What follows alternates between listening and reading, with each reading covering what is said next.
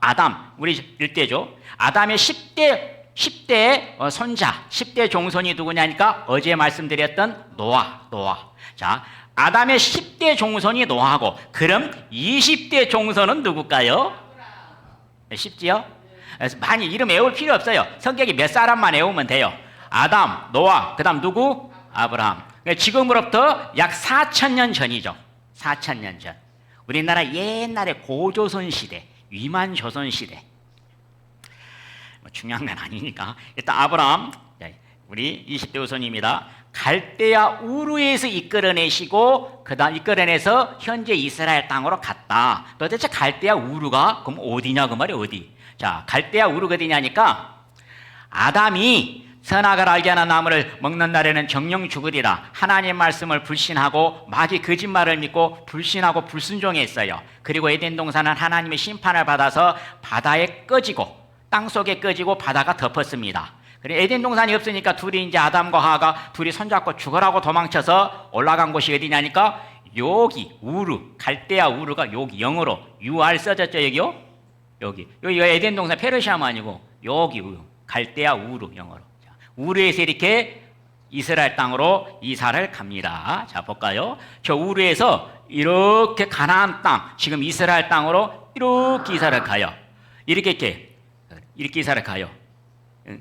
지금이니까 그렇지, 이때 같으면 걸어서 가야 돼. 걸어서 수천 킬로입니다. 수천 킬로. 이렇게 돌아 직선거리로도 1,000킬로가 넘어가요. 이렇게. 그런데 보면은 이렇게, 자, 1초 만에 가잖아요. 1초 만에. 여기 보면 이렇게 유프라테스 강물이 흐르고 있고, 또 유프라테스 작은 샛강들이 많이 흐르고 있습니다. 그래서 자, 이 당시에는 히브리 민족, 이래. 히브리 뜻이 뭐냐니까 강 건너오다, 강 건너온 사람들. 그래서 히브리 민족 이렇게 불렀습니다.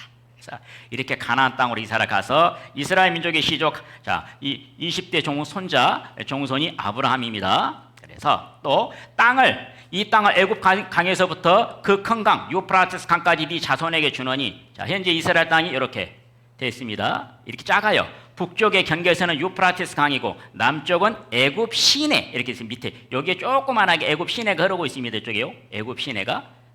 이건 요단강이고 아주 작아요. 그래서 땅 크기가 사실 크지가 않습니다. 땅 크기가 이스라엘, 우리나라의 경상북도하고 가장 비슷합니다. 사이즈가 경상북도하고 거의 비슷합니다. 우리나라 대한민국의 딱 5분의 1입니다. 5분의 1. 이렇게.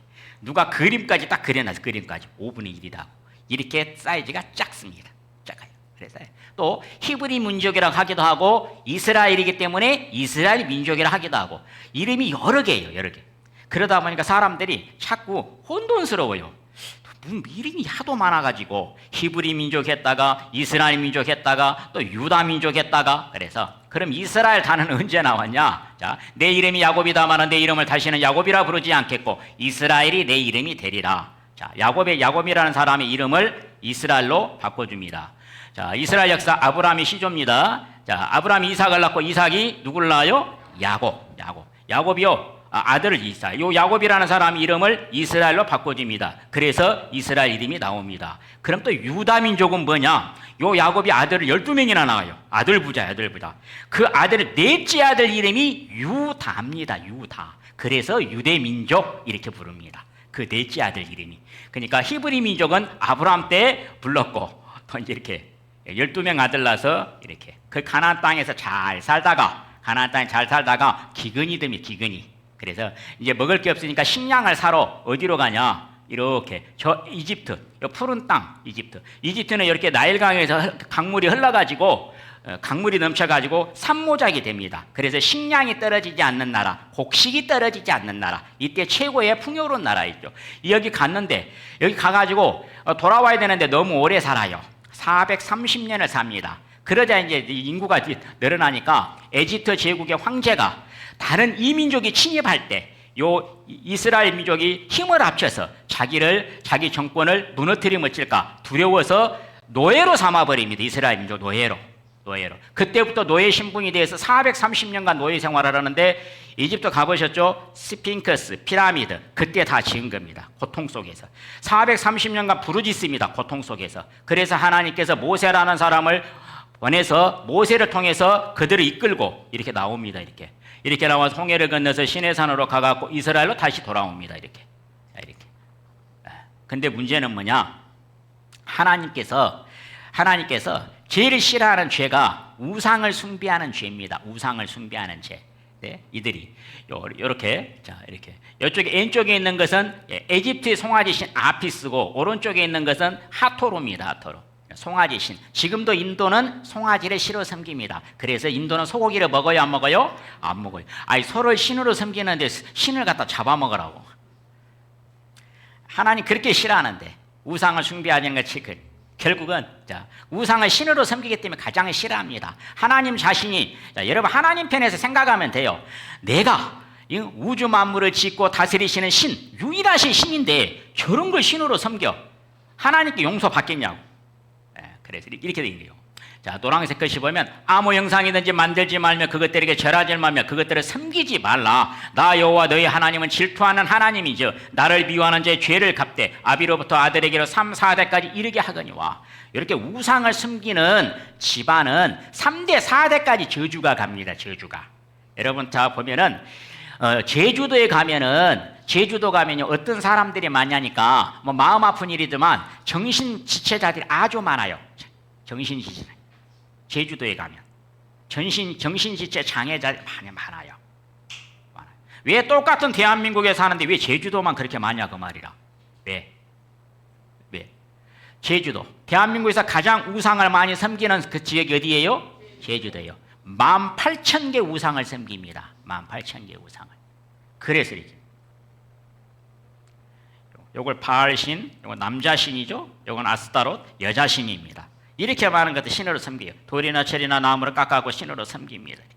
하나님 가장 싫어하는 죄가 우상을 신으로 섬겨요. 자기가 유일하신 하나님인데 정말 내가 천지 만물의 창조주 유일하신 신은 난데 저런 걸 섬겨야 쓰는 거예요. 가장 싫어합니다. 우상. 그래서 이들이 문제는 아브라함 때 약속했는데 자그마치 이들이 예수님까지 2000년이라는 시간 동안 순종하는 사람은 소수입니다. 소수. 그런데 끝없이 그냥 우상을 숭배하는 다수는 거의 이 불순종의 길을 걸어갑니다. 이렇게 보면은 무리가 이스라엘 백성들이 나를 버리고 다른 신들에게 분향하며 자기 손으로 만든 것에 절하였은즉 내가 나의 심판을 베풀어 그들의 모든 죄악을 뭐하리라? 징계하리. 2000년간 그들은 2000년간 거의 불순종의 길을 걷습니다.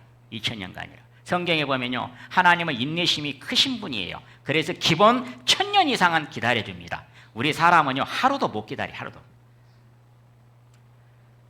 2000년이나 기다렸습니다. 2000년이나 기다렸어요. 계속 그 2000년 동안 불순종하는 기간 동안에도 하나님께서 이렇게 내가 나의 종 선지자들을 그들에게 보내어 부지런히 보내어 그 악에서 돌이키지 아니하므로. 이 말은 선지자들을 보내서 돌이켜라 회개해라. 우상 숭배하게 되면 너희는 저주받는다라고 그렇게 했는데도 오히려 선지자들을 보내면요 돌로 쳐 죽입니다. 죽여. 듣기 싫다고 쳐 죽여요. 선지자 보내갖고 나니까 하나님께서 마지막 방법을 썼어요. 마지막 방법이 뭐냐? 아예 천국에서 독생자 아들 하나밖에 없는 아들 예수님을 보냅니다. 예수님을. 그런데 예수님을 보낼 때 예수님 당시에 예수님 오셨는데 마리아라는 여자의 몸을 통해서 잠시 빌려서 태어났습니다. 예수님 오셨는데 그때는 세계를 지배하는 나라가 로마 제국이었습니다. 이스라엘의 로마의 식민지로 있었습니다. 우리나라도 일본에게 36년간 식민 지배를 받았던 때가 있었죠. 이 당시 예수님 오셨을 때 당시에는 세계를 지배하는 나라가 로마였고 로마의 식민지로 있었습니다. 그래서 예수님 오셔가지고 하나님 나라 복음, 하나님 나라를 들어가는 길. 왜? 이 사람들 유대인들의 특징이 뭐냐? 이 유물론 사상을 갖고 있다 보니까 보이지 않는 것을 잘 믿지를 않습니다. 근데 천국이 보여 안 보여요? 안 보여요. 천국이나 부활이나 이런 걸 잘 믿지를 않습니다. 그래서 예수님께서 계속 하나님 나라는 이런 곳이고 하나님 나라는 영원한 곳이고 하나님 나라 들어가야 된다라고 가르치고 그리고 또 인간이 어떤 치료할 수 없는 병들 귀머거리에 길을 열어주고 또 봉사에 눈을 열어주고 또 벙어리 입을 열어주고 안진뱅이를 일으켜 세워주고 죽은 자를 살려내고 문둥병자를 낫게 하고 사람의 힘으로는 치료할 수 없는 일들을 행하셨어요. 왜냐? 그렇게 하신 이유가 있어요. 나는 사람이 아니고 하나님 나라에서 온 하나님의 독생자 예수 그리스도라는 것을 증명하기 위해서 그렇게 했던 거예요. 증명하기 위해서. 그런데 이 나라 이스라엘 민족이 뭘 원했냐? 예수님 보니까 대단하거든요. 그러니까 예수님을 갖다가 왕으로 세워서 로마 민족을 멸망시키고 예수님이 세계를 지배하는 로마 제국의 황제가 되기를 원했던 거예요. 그런데 예수님은 그렇게 하지를 않았습니다. 그러니까 이제 유대인들이 마음에 안 든 거 이스라엘 민족이. 그래서 그 이스라엘의 장로들과 대제사장들이 고소합니다. 그 당시에는 로마는 다신교입니다. 특별히 황제를 반드시 신으로 섬겨야 됩니다. 그런데 예수님은 하나님의 아들, 신의 아들이라고 하면서 황제를 섬기지 않는다고 한마디로 신성 모독죄로 고소합니다. 그래가지고 빌라도 총독 앞에 서서 판결을 받습니다. 빌라도 총독 앞에 서서 판결을 받는데 그 말이에요. 본디오 빌라도 총독이 예수님을 신문하는데 죄가 없어. 죄 없는 자를 죽일 수가 없잖아요. 그래서 백성이 다 대답하여 가로되 그 피를 우리와 우리 자손에게 돌릴지어다 하거늘. 그러니까 죄가 없는데 어떻게 죽이랴. 그러니까 백성들이 그럼 죄값을 누가 받을래? 사람 죄 없는 자를 죽였을 때 이 저주를 누가 받을래? 그럼 우리와 우리 백성이 받죠 뭐. 그런 거예요. 이스라엘 명절 중에 우리나라 명절 중에 설날이 있고 추석날이 있는데 이스라엘 명절 중에 설날과 같은 유월절이라는 게 있습니다. 유월절. 그러니까 우리는 태양력을 사용하는데 또 음력도 있고, 그런데 이스라엘에는 성력이라고 합니다. 성력. 자, 이스라엘의 1월 1일, 그래서 6월절 시작일. 그래서 6월절에는 죄수 하나 사형받을 죄수 하나를 석방시켜 줍니다. 그런 결례가 있어요. 근데 이제 바나바는 강도하고 바라바 강도하고 또 예수님하고 누구를 살려줄래? 그러니까 다 바라바 강도를 살리고 예수님은 십자가에 죽게 하소서 그런 거예요. 그래서 빌라도 총독이 대야를 가져와라 대야를. 그리고 자기는 손을 씻어버립니다. 이 말이 무슨 말이냐면 죄 없는 자를 죽였을 때 이 죄값, 저주값은 나하고 상관없어. 저주는 너희가 받아. 너희 말대로 그 뜻이에요. 결국은 이들은 이제 저주를 받기 시작합니다. 그 피를 우리 자손들에게 돌릴지다 하거늘. 이제 벌 받기 시작합니다. 어떤 벌을 받냐? 이렇게 타국인의 손에 붙여 너희에게 뭘 내리리라? 벌을 내리리라. 타국인의 손에 붙여. 여기 보시면 이 핑크색이 분홍색이 로마 제국인데 이스라엘은 여기 조그만한 여기요. 요 빨간이 작습니다. 이 로마 제국인데 로마라는 나라에서 그 당시 이제 황제가 베스파시안 황제인데 자기 아들 타이투스 장군에게 10만 명의 병력을 보내서 아예 이스라엘에 가서 보내서 이스라엘을 전부 다 이제 멸망시켜 버립니다. 타국인의 손에 붙여. 이 말은 현재 로마 민족의 손에 붙여. 그리고 그들이 AD 69년에 들어와서 AD 70년에 이렇게 높고 이 노란색 글씨 보세요. 높고 견고한 성벽을 다 헐며. 세계에서 많은 성들이 있습니다. 성들이 있는데 중국에는 만리장성도 있고 우리나라도 성이 있었어요. 우리나라도 서울을 옛날에는 지금은 서울이라고 부르는데 옛날에는 한성 이렇게 불렀습니다. 한성. 그래서 여러분 옛날에 중국에 가면은 중국의 이렇게 베이징 국제공항에 뭐라고 써져 있냐? 서울발이 아니고 무슨 발이라고 써졌어요? 한성발 써있어요. 여기가 한성이라고. 저기 우리 김한성 집사님이 계십니다.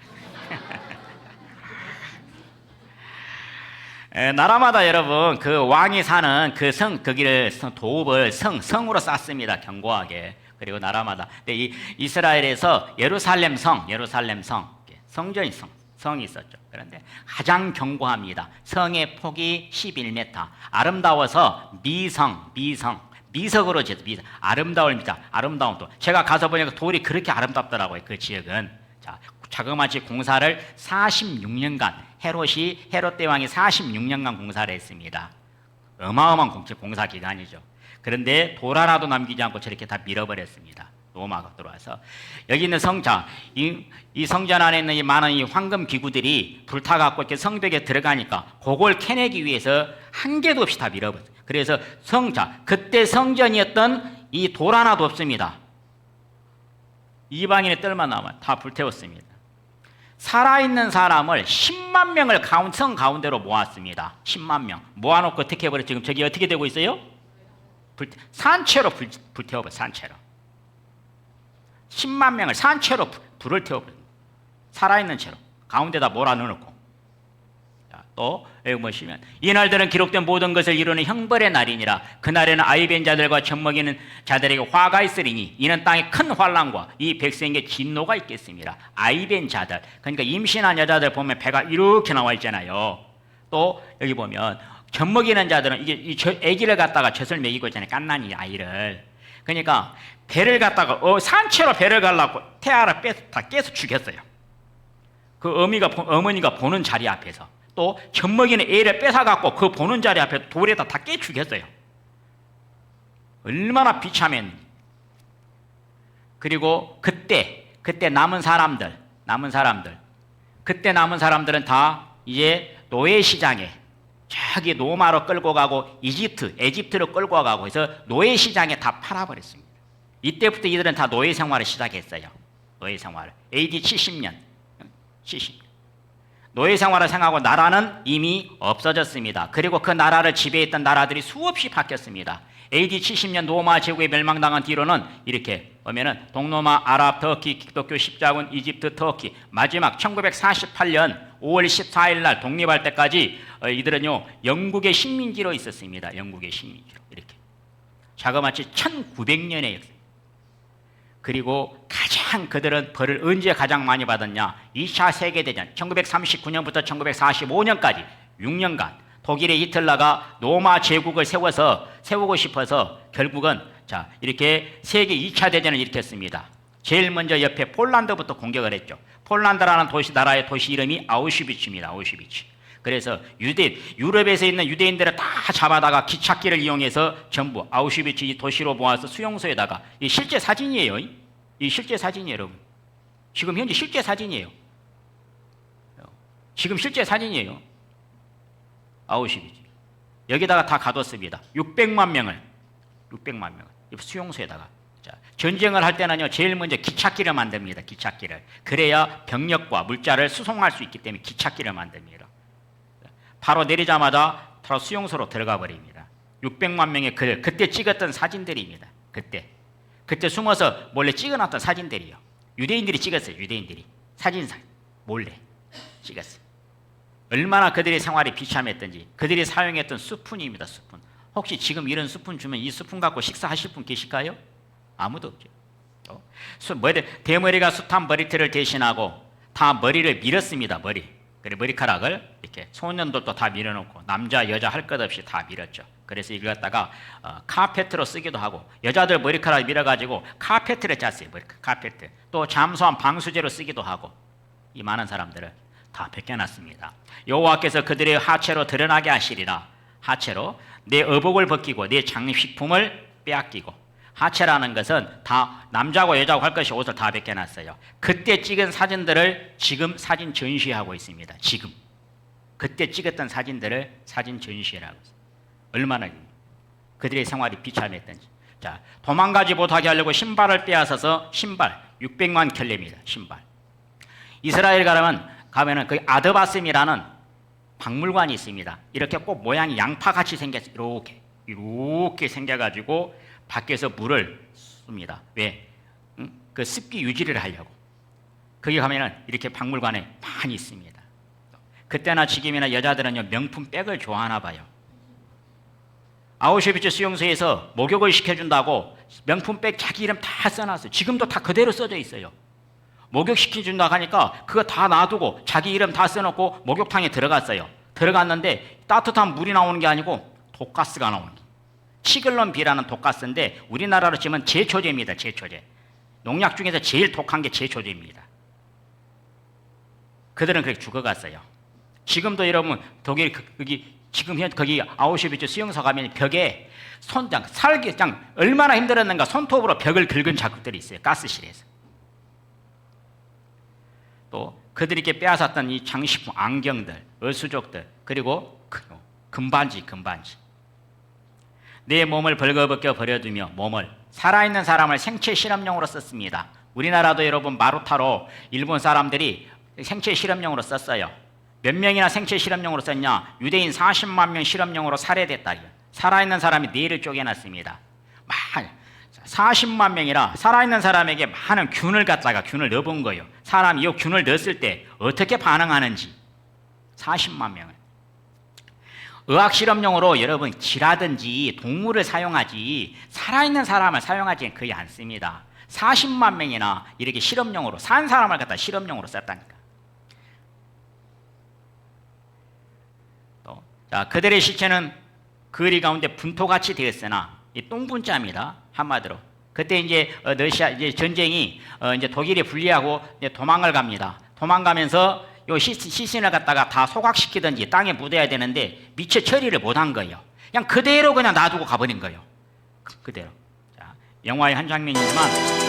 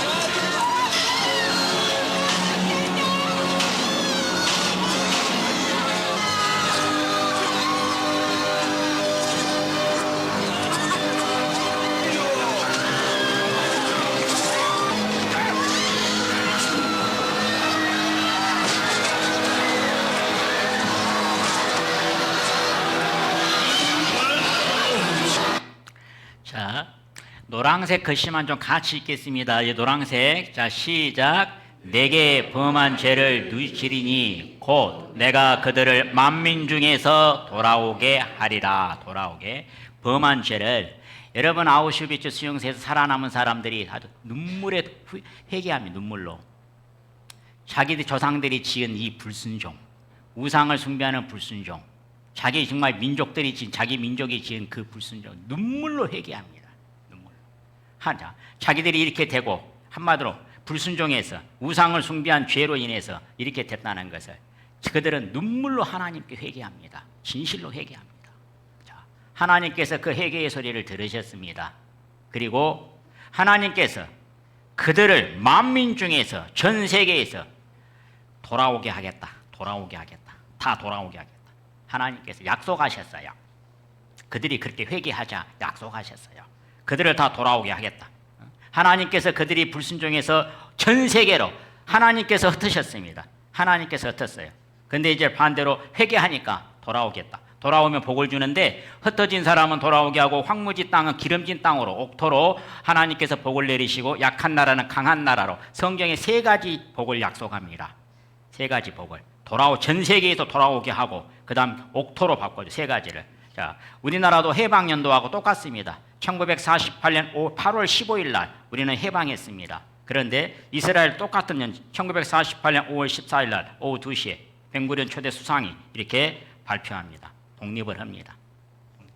하나님께서 약속합니다. 자, 내가 쫓아내었던 열방, 자, 하나님께서 쫓아냈던 열방과 모든 곳에서 본 곳으로 돌아오게 하리라. 이 노란색 것이 내가 쫓아 보냈던 열방 모든 곳에서 본 곳으로 돌아오게 하긴 하는데 본 곳이 어디냐니까 여기입니다. 고토로 돌아오게 하리라. 자, 누구에게 약속했냐? BC 2000년 이스라엘 민족의 시조 아브라함에게 약속했던 땅입니다. 그 땅으로 돌아가게 하겠다. 자, 인간의 힘으로는 돌아갈 수가 없습니다. 돌아갈 수가 없어요. 생각을 해보세요. 나라가 멸망한 지가 언제고 또 하나님께 약속했던 그 땅 4000년째 때 땅으로 어떻게 돌아가요? 하나님께서 그 땅으로 약속했던 땅으로 아브라함에게 약속했던 땅으로 돌아가게 해주겠다는 거예요. 그들은 이제 다 돌아옵니다. 이렇게 전 세계에 돌아옵니다. 그러는데 특별히 이스라엘 민족이 가장 많은 지역이 어디냐? 북쪽에 가장 많습니다. 북쪽에. 이스라엘 민족이 전 세계에서 흩어져 사는데 가장 많은 쪽이 북방쪽, 북쪽입니다. 자, 이스라엘 자손은 어디 땅? 북방 땅과 그 모든 쫓겨났던 나라에서 인도하여 내신 여호와의 사심으로 맹세하리라. 내가 그들을 그 열조에게 준 그들의 땅으로 인도하여 드리리라. 예레미야 16장 15절에 가장 많은 유대인들이 이스라엘 민족이 가장 많은 지역이 북방 땅에 가장 많습니다. 특별히 어디에 많냐? 우크라이나, 러시아 가장 많습니다. 우크라이나. 그래서 여러분 지금 현재 자, 돌아가라. 그걸 이스라엘에서는 알리야 운동 그럽니다. 돌아가자. 고토로 돌아가자. 하나님이 허락하신 축복의 땅으로 돌아가자. 전 세계 알리야 운동을 일으켜 알리야 운동. 다 돌아가자. 근데 문제가 안 돌아가요. 제일 안 돌아간 지가 어디냐? 우크라이나가 제일 안 돌아갑니다. 자, 여기 이스라엘입니다. 이스라엘에서 딱 북쪽으로 올라가면 북방 땅 어디가 나와요? 우크라이나. 또 어디가 나와요? 러시아. 가장 많습니다. 그런데 가장 안 돌아가요. 왜 안 돌아가냐? 우크라이나 동쪽이 흑토라가면 흑토. 땅이 너무 좋아요. 저기 제주도 가면 땅이 무슨 땅이에요? 흑토. 다 가르쳐주고 묻는다고 했잖아요. 땅이 너무 좋기 때문에 여러분 농사가 그렇게 잘 됩니다. 그래서 우크라이나가 식량 수출 국가입니다. 식량 수출 국가. 유럽의 빵 공장이라고 합니다. 밀, 보리, 해바라기 씨유. 해바라기 씨유 같은 건 세계 50%를 생산해냅니다. 엄청나요. 아프리카하고 유럽의 빵 공장이라고 합니다. 밀을 다 수출하기 때문에. 문제는 대부분의 이 땅 부자들이 다 누구예요? 유대인들이에요. 땅이 어디 쪽 땅이 최고 좋냐? 우크라이나 동쪽 땅이 최고 좋습니다. 지금 전쟁하고 있는 지역. 자, 전쟁 나니까 결국 돌아갔어요? 안 돌아갔어요? 다 돌아갔어요. 또 러시아에서도 러시아의 사업가들이 다 유대인들입니다. 하나님께서 지혜를 줘서 이번 전쟁을 통해서 다 돌아갔어요. 우크라이나가 이렇게 돌아갑니다. 2022년 2월 20일, 자, 우크라이나 전쟁이 2월 24일 일어났거든요. 자, 이렇게 75명 돌아갑니다. 지금은 2만 5천 명을 수용하고 있습니다. 또 2021년 11월 달에 에티오피아에서 5천 명. 아주 에티오피아에서 많이 살아요. 유대인들이. 그래서 여러분 언제부터 이렇게 본격적으로 돌아가기 시작했냐니까 2000년 넘어와서 본격적으로 전 세계 또 미국에서 자, 예를 들어서 여러분 미국은 선진국이잖아요. 선진국에서 굳이 저렇게 위험한 땅으로 누가 가고 싶겠냐고. 안 가고 싶죠. 맨날 테러가 발생한 그 지역에 누가 가고 싶겠어요. 그런데 지금 여러분 하나님께서 이렇게 예언하셨지만 BC 600년경 2600년 전에 예언하셨지만 지금 2000년 들어와서 본격적으로 전 세계에서 다 돌아가고 있습니다. 본격적으로.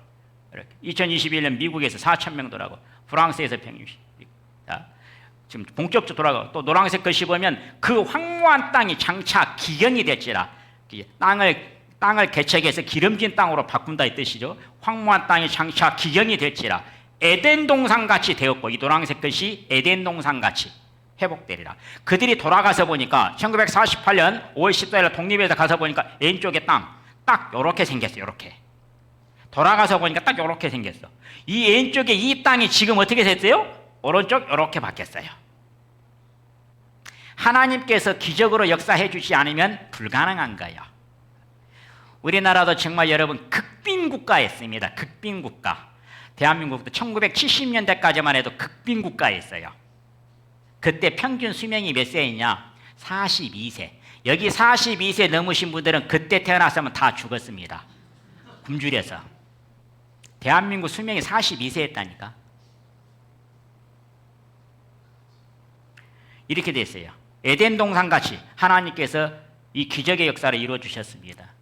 자, 저희가 황무한 성읍을 건축하고 황무한데 아름다운 이 에덴 동산같이 건축하고 거하며 포도원을 심고 그 포도주를 마시며 과원들을 만들고 그 과실을 먹으리라. 아모스 9장 14절에 아름다운 도시를 건축하고 도시가 아름답 도시가. 자, 여수같이 이렇게 아름다운 도시. 여수 보니까 아름답죠? 이 아름다운 도시를 건축하고.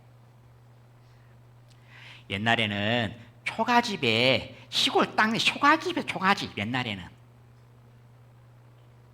그래서 여러분 박정희 대통령이 이스라엘에 그거 배워온 거예요. 그래서 배워와서 일으킨 운동이 새마을 운동이에요. 새마을 운동.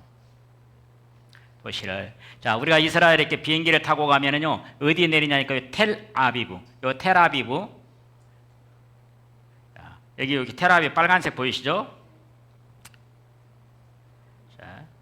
자, 여기 텔아비브 국제공항이 내립니다. 벤구리온 국제공항에 텔아비브 세계적인 도시입니다. 이게 도시에 내려가지고 쫙 이렇게 해안도로를 타고 이렇게 올라가요. 그러니까 하이파라는 해안 도시가 나옵니다. 하이파라는 해안 도시. 그 다음에 또 이렇게 타고 내려오면은요, 이렇게 내려와서 이쪽에 보면은 예루살렘이 있습니다. 세계 도시가 이스라엘에서 세계 도시가 가장 아름다운 도시입니다. 그래서 이스라엘의 텔아비브 도시 얼마나 아름답냐? 하나님께서 정말 에덴 동산 같이 아름답게 해요. 텔아비브 낮에 얼마나 아름답던지. 여수보다 솔직히 더 아름다워요. 여수도 아름답지만, 여수 저 앞바다도 아름답지만, 여러분 이 지중해 바다 봐보십시오. 바다 얼마나 아름다운가. 이렇게 텔아비브 도시입니다. 밤에는 더 아름다워요. 건물들은 이렇습니다. 그리고 그들은요, 우리나라에서 제일 맛있는 음식이 어디예요? 여수입니다. 여수 제일 맛있는 음식을 먹습니다. 그런데 여러분, 우리나라는 제일 맛있는 음식이지만, 자, 전 세계에서 가장 영양식단, 최고 영양 고급 식단, 영양식단은 어디예요? 이스라엘입니다. 그 사람들은 먹어도요, 그릇도 거의 예술 작품 같아요. 그릇도 이렇게 고급스러운 식사를 해요. 또, 자, 위쪽 해안도로 타고 이제 그 버스 타고 올라가면 하이파 항구 도시에 도착합니다. 여기를 에덴 동산이라고 부르는 현대판 에덴 동산.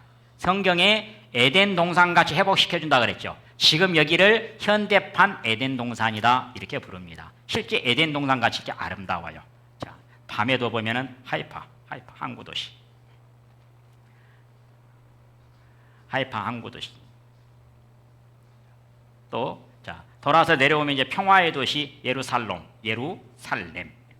제가 이렇게 오는데 딱 그걸 나는 왜 이름을 이렇게 지었을까? 그때 가서 알았어요.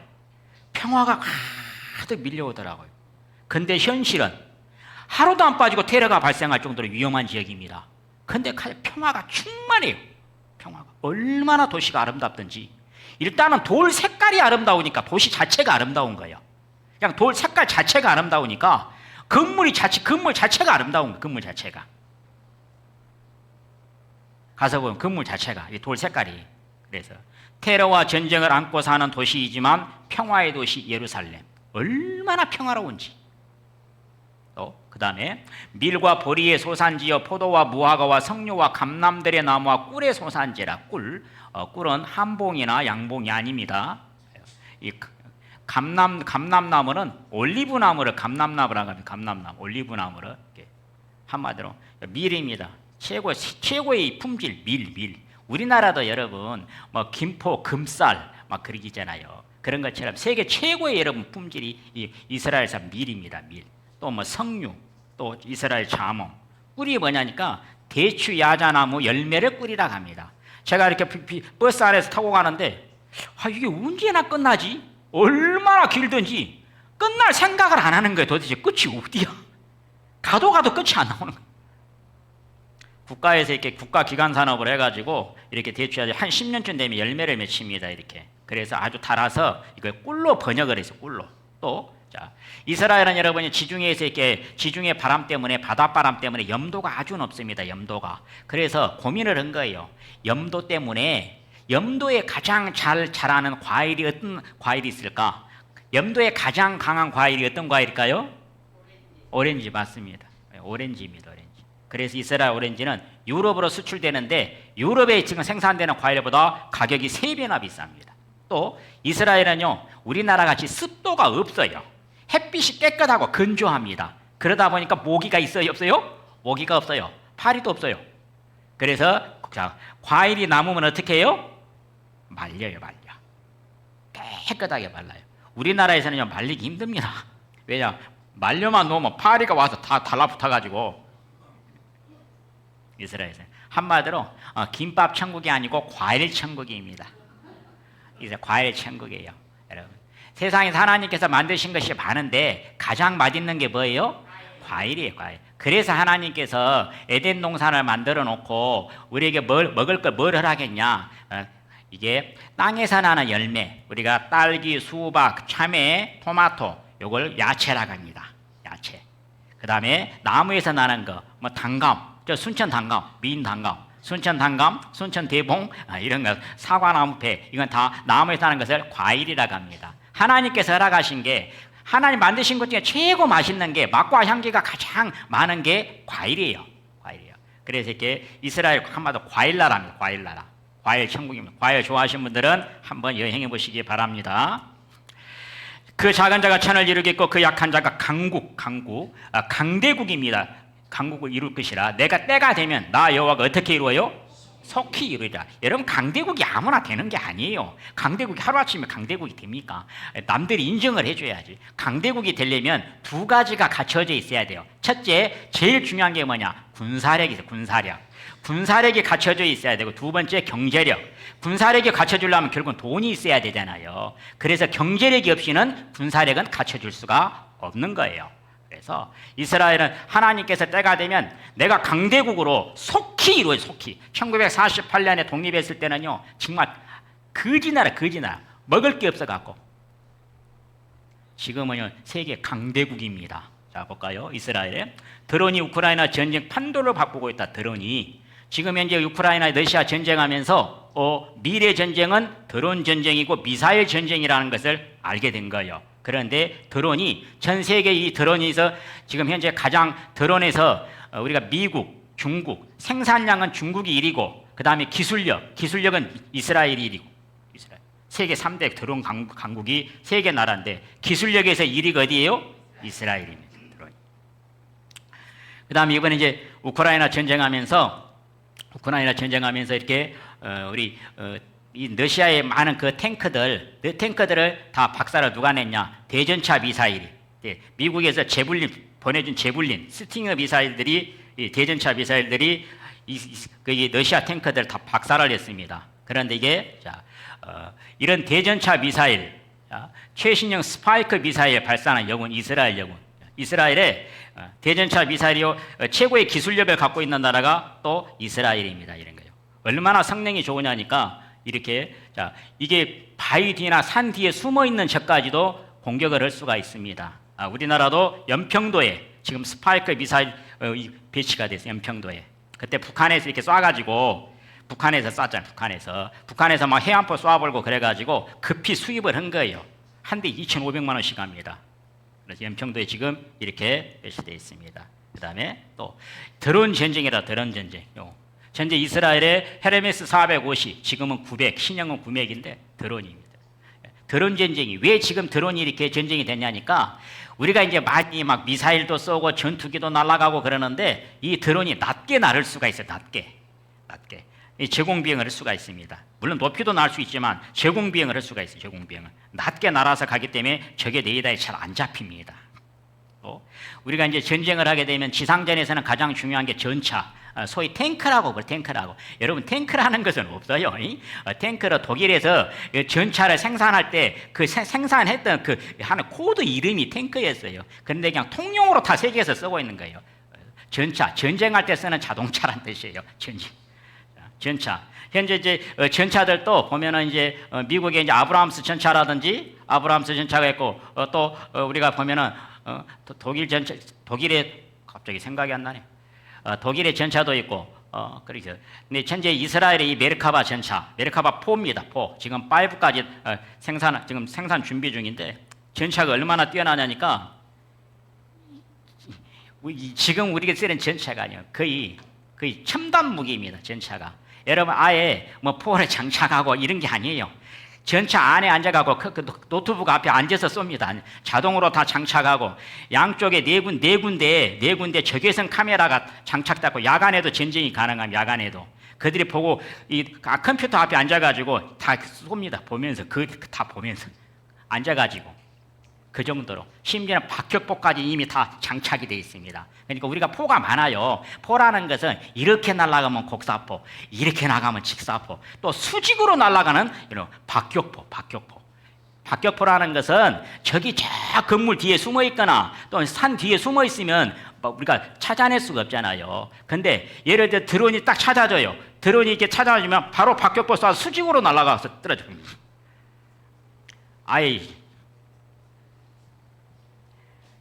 이 메르카바 이 전차, 또 뭐 전 세계 5개국만 보유하고 있는 대륙간 탄도미사일, ICBM 탄도미사일, 전 세계 여러분, 뭐 미국 지금 ICBM 극초음속 대륙간 탄도미사일이 미국, 러시아, 제일 먼저 여러분 러시아가 성공했고, 러시아, 중국, 미국.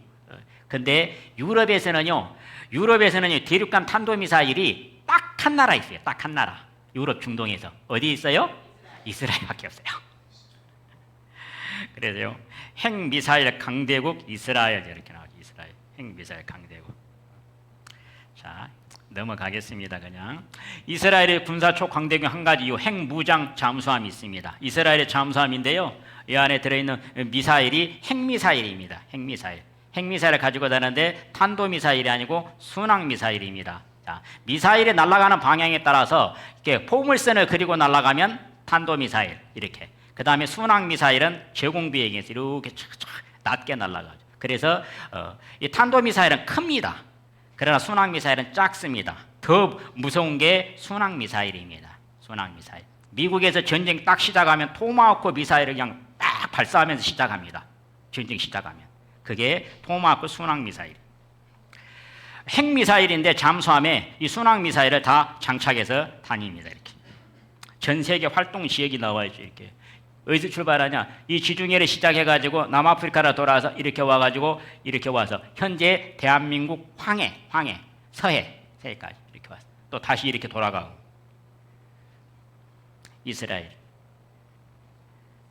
지난번에 우리 세월호 침몰했잖아요. 세월호 침몰하니까 이스라엘 잠수함하고 부딪혀서 그랬다. 자꾸 그 말 그래서 나온 거예요. 그래서 왜냐하면 서해 활동하고. 왜냐하면 어제 말씀 잠깐 드렸지만 마지막 전쟁이 여러분 이스라엘 땅, 이스라엘과 러시아 동맹국, 이스라엘과 중국 동맹국의 전쟁입니다. 마지막에. 그래서 여기까지 오고 있는 거예요. 또 여러분 그 무기라는 것은 공격용 무기만 있는 게 아니고 지금 이 시대는요 방어용 미사일이 더 중요시됩니다. 이번 우크라이나 러시아 전쟁을 보면서 공격용 미사일도 있지만 이 공격하는 미사일을 요격할 수 있는 요격용 미사일이 더 중요합니다. 더. 그런데 여기 보실까요?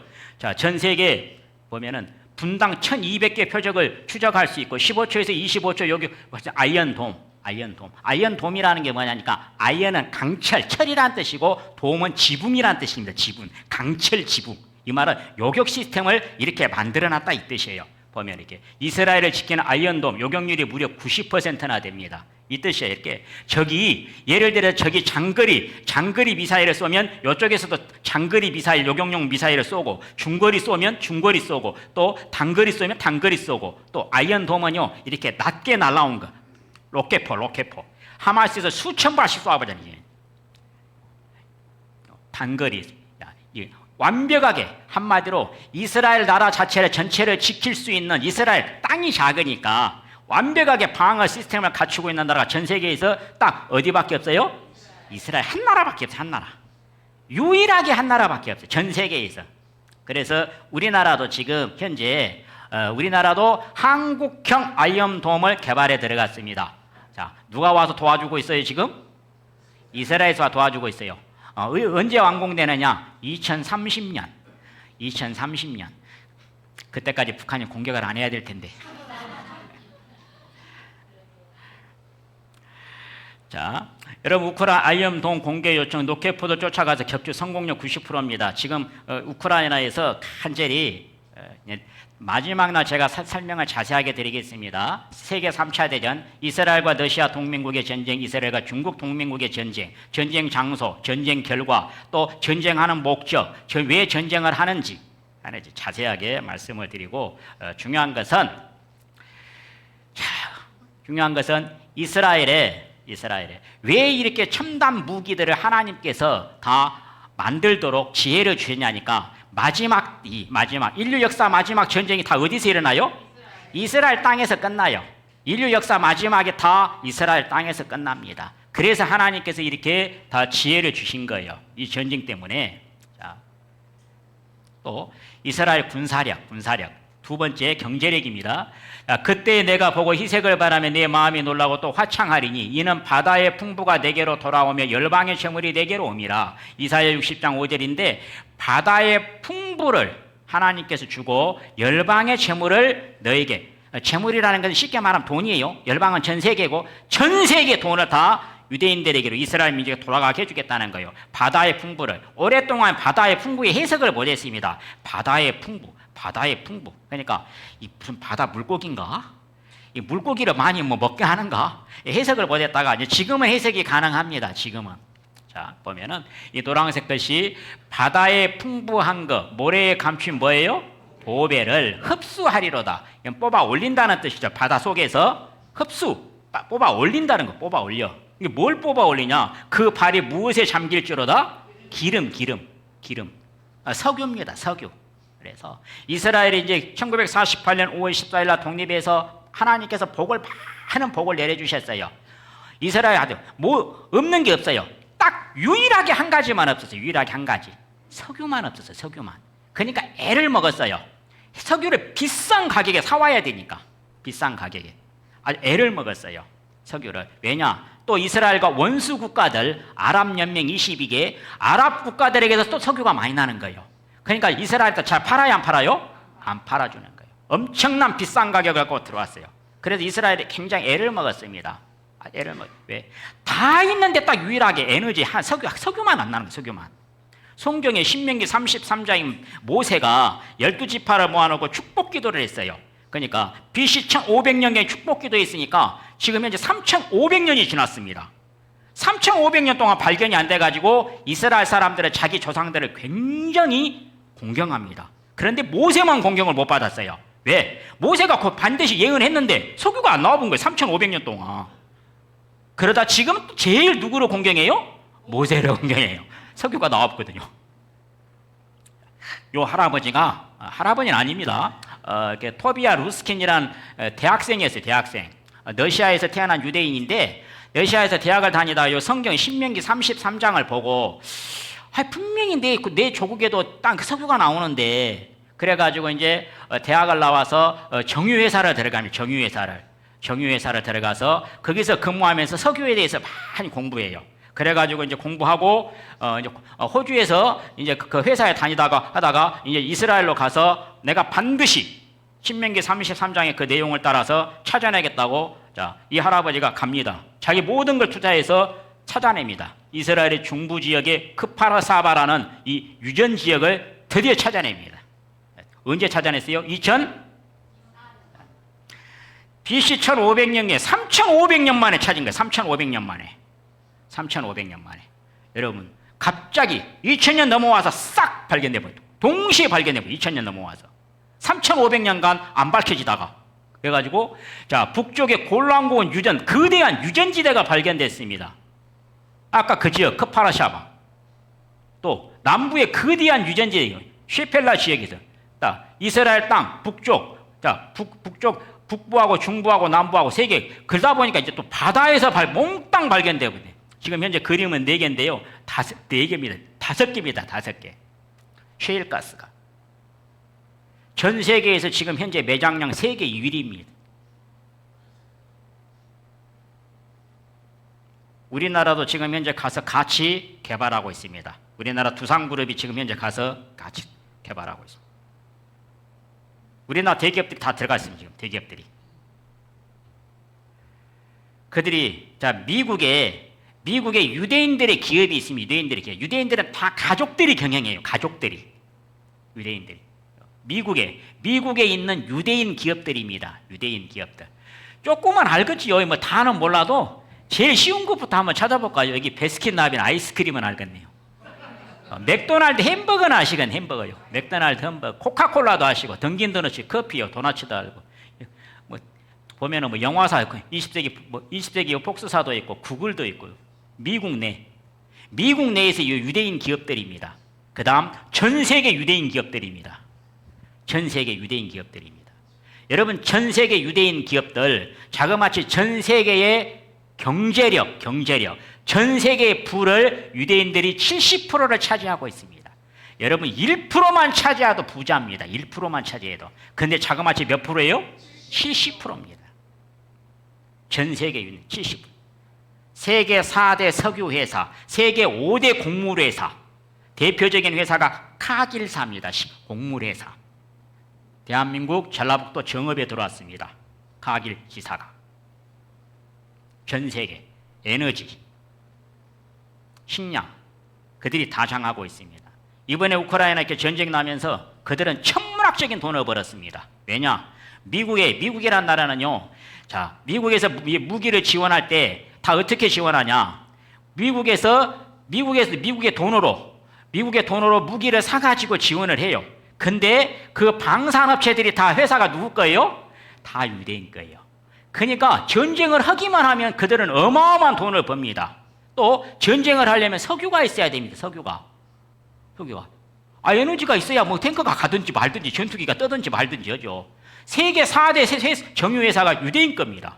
그러다 보니까 전쟁만 하면 그들은 어마어마하게 돈을 걷어들입니다. 그래서 바이든 대통령이 세금을 하나 만들자 했어요. 세금 이름이 뭐냐? 횡재세. 너희는 너무 천문학적인 돈을 번다 이거라, 유대인들이. 그래서 유대인들에게, 기업들에게 횡재세를 만들자 했어요. 근데 만들었어요? 못 만들었어요? 못 만들어요. 유대인들의 파워를 이길 수가 없어요. 미국에서는 유대인들 파워를 이길 수가 없어요. 만든다고 말만 쳐놓고 말만 가서 큰 소리 쳐놓고 못 만들었어요. 내 하나님 여호와를 기억해라. 그가 내게 재물 얻을 능을 주셨습니다. 잘 보세요, 여러분. 그들이 세계 이 많은 경제력 부를 차지할 수 있는 것은 그들이 똑똑해서 된 게 아니에요. 하나님께서, 전 세계에서 그들은 그렇게 불순종해서 저주받았습니다. 여러분, 2만 5천 민족 중에서, 지구 2만 5천 민족 중에서 하나님께 가장 큰 저주를 받은 민족이 이스라엘 민족입니다. 지금 또 가장 그들이 회개하고 순종을 잘해서 가장 복을 받은 민족이 이스라엘 민족입니다.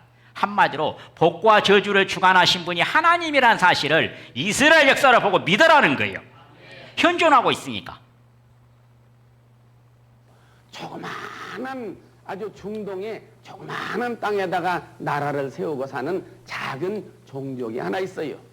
그 종족을 옛날 말로 말하면 히브리 종족이라고 그래요. 요즘에는 그걸 유대 종족이라고, 유대민족. 또 유대민족보다 더 알기 쉽게 말하면은 유대민족이 나라를 세웠는데 그 나라 이름을 이스라엘이라고 한다고. 근데 공부 잘하기로 말하면 이 사람들이 세계 으뜸이다 그래요. 그래서 어째서 으뜸이냐 그랬더니 노벨상을 받은 사람 전체 수요의 26%가 유대민족이래요. 거기다가 노벨 과학상을 받은 사람은 60%래요. 이야, 대단하죠? 뿐 아니에요. 미국에 가면은 미국의 대학들이 전부 한 6,000개가 있어요. 미국에. 근데 그 중에 약 3,000개가 어크레디테이션을 받았다고 그래요. 말하자면 학력 인정을 받아서 일정한 수준으로 대학이 대학답게 인정을 받는 그런 3,000개 대학에 있는 모든 교수들의 25%가 유태인이래요. 그리고 거기 뭐 대학원 원장이다, 총장이다, 학장이다, 학교 회장이다, 이름 낸 사람들은 다 유태인이다. 이렇게 자랑을 할 만큼 공부 잘하기로 유명한 민족이다 그 말이야. 또 두 번째, 돈을 잘 벌기로 말하면 세상에 유대인을 따라갈 도리가 없어요. 세계적으로 돈 많은 사람은 거의 다 유태인이에요. 미국에 여러분 다녀오신 분 계셔서 아시겠습니다만은 큰 빌딩, 큰 은행, 큰 백화점 거의 90%가 유태인이에요. 어떻게 하면 그 돈을 잘 버냐 이게요. 세계 곡물시장 유대인들이 꽉 쥐고 있어요. 우리 쌀을 판다, 산다, 밀가루를 산다, 옥수 산다. 이건 유대인 통하지 않고는 살고 파지를 못 오도록 100% 쥐고 있어요. 또 무기시장 미사일을 산다, 무엇을 판다, 비행기를 산다. 이것도 유대인들이 꽉 쥐고 있어요. 이게. 허리우드에 LA 저자 허리우드에 갔더니 세계 필름, 영화 필름 보고 모든 거 유대인들이 꽉 쥐고 있어야 돼. 도대체 어떻게 되냐 이게. 미국은 지난 세기 여러 민족이 만들어낸 최대의 발명품이었다. 오늘날 미국의 탄생을 주도한 미국의 2%, 바로 유태인이다.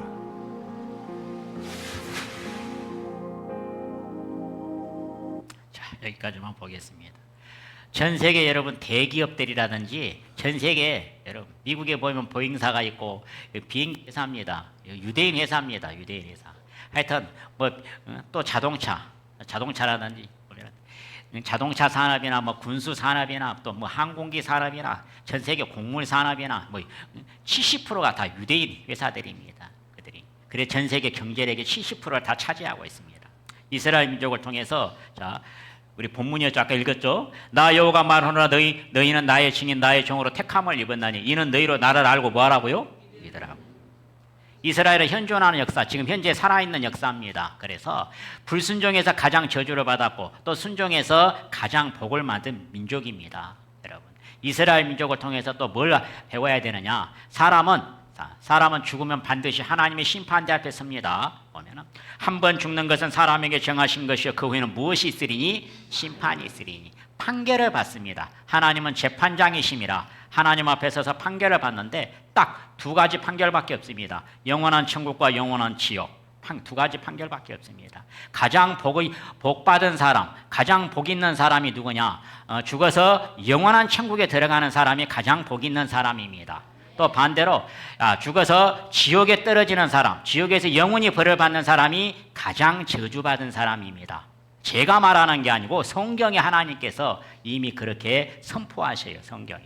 자, 그때 임금이 그 오른편에 있는 자들에게 이르시되 내 아버지께 복 받을 자들이여 나와 창세로부터 너희를 위하여 예비된 나라를 상속해라. 하나님께서 인류 역사 창세 전부터 천국을 이미 하나님께서 계획을 한 거예요. 계획을.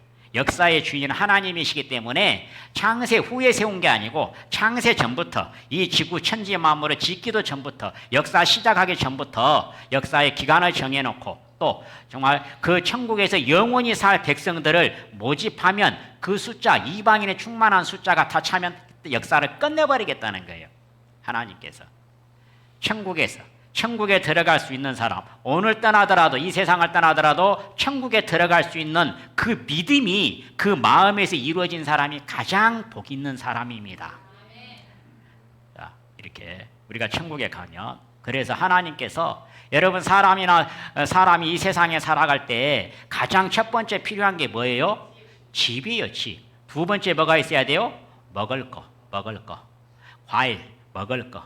두 번째 과일. 세 번째 뭐가 있어야 돼요? 옷. 그걸 의식주라 그래요. 어디자, 밥식자, 집주자. 세 가지.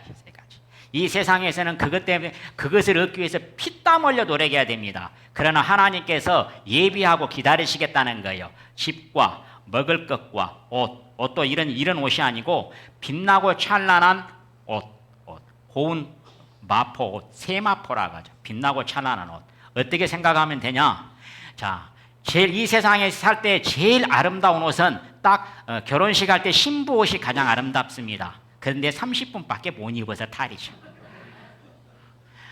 그런 아름다운 옷을 몇 년 입어요? 영원히 입어요. 빛나고 찬란한 옷을 하나님께서 세 가지를 예비하시고 기다리겠다 예비하시고. 그래서 천국에서도 자, 천국은 영원한 집이기 때문에 전부 다 영원한 이 수명을 가진 건축 재료들로 지어야 됩니다. 건축 재료들로. 이 세상에서는 한 30년, 40년 살면은 다 재료들이 수명이 다 해가지고 다시 지어야 돼요. 재건축해야 돼요. 그런데 천국에서는 재건축이 있어요, 없어요? 없어요.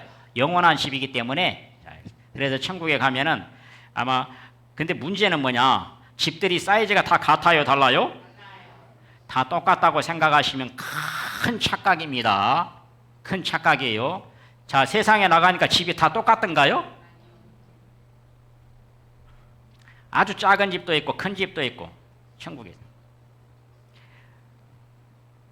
천국에 아마 이왕 집이 봤으니까 실내도 잠깐 한번 볼까요?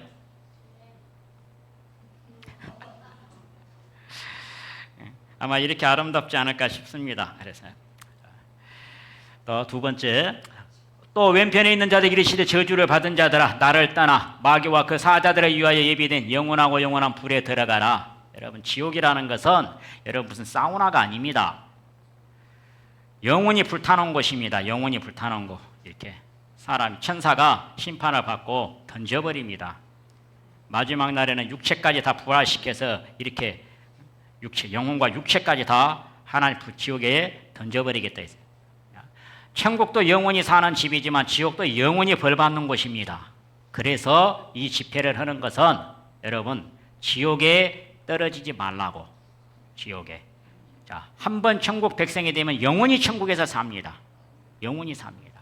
그래서 이 집회를 통해서 하나님을 일단은 하나님을 믿어야 되는데 믿음은 그냥 생기지 않습니다. 반드시 내가 하나님을 아는 것만큼 믿음이 생기는 거예요. 그래서 성경에 이렇게 말씀하셔요. 알고 믿었노니, 알고 믿었노니 이렇게 말씀하셔요. 알고 믿었노니, 알고 믿어라, 알고 믿어라. 모르고 믿는 것은 그 믿음이 아니에요. 하나님을 알고, 제발 좀 알고, 하나님께서 어떤 계획을 갖고 계시고 어떤 목적을 갖다가 지금 현재 예비하시고 준비하시는지 하나님의 계획과 목적을 알아라는 거예요. 목적을 알아야 된다는 거예요. 자, 같이 읽고 마치겠습니다. 자, 시작. 내일 꼭 뵙겠습니다. 내일 꼭 뵙겠습니다. 자, 오늘 오신 분들, 새로 오신 분들 내일 꼭 뵙겠습니다. 약속합니다. 약속을 어기면 어디 갈까요? 지옥입니다. 약속을 어기는 제가 말하는 게 아니고 성경에 그렇게 써져 있어요.